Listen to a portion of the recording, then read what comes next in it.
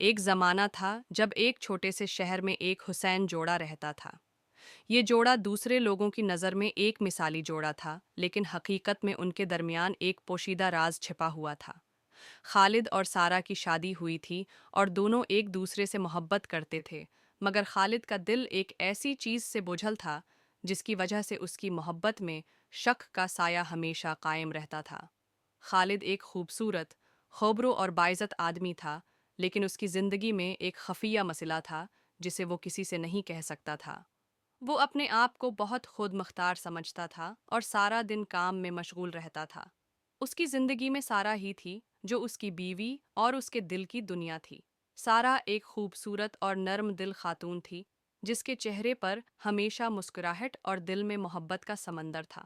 مگر خالد کا دل کبھی سکون میں نہیں تھا، کیونکہ اسے ہمیشہ یہ شک رہتا تھا کہ سارا کہیں اس سے چھپ کر کچھ اور کر رہی ہے۔ سارا کا ہر عمل، ہر نظر، ہر بات خالد کی نظر ہے میں ایک سوالیہ نشان بن جاتی۔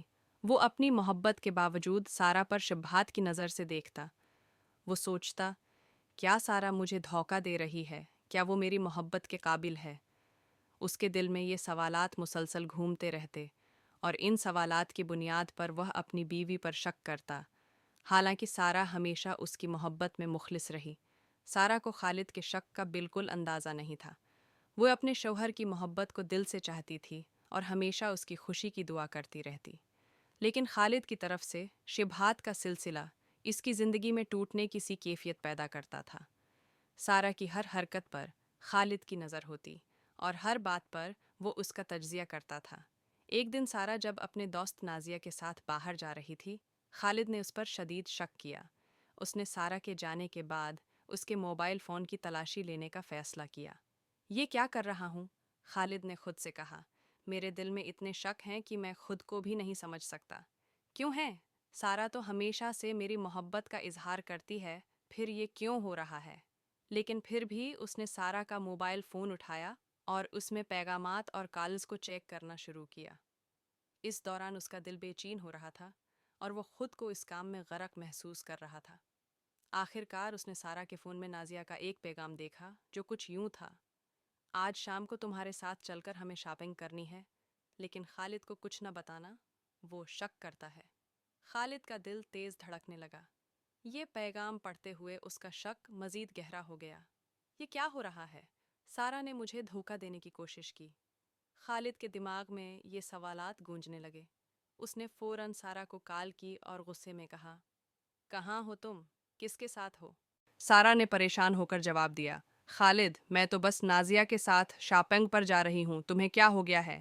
خالد کا دل کمزور ہو گیا، لیکن اس کا غصہ برقرار تھا۔ سچ بتاؤ، کیا تمہیں مجھ پر اعتماد نہیں ہے؟ خالد کی آواز میں غصہ اور شک کی آمیزش تھی۔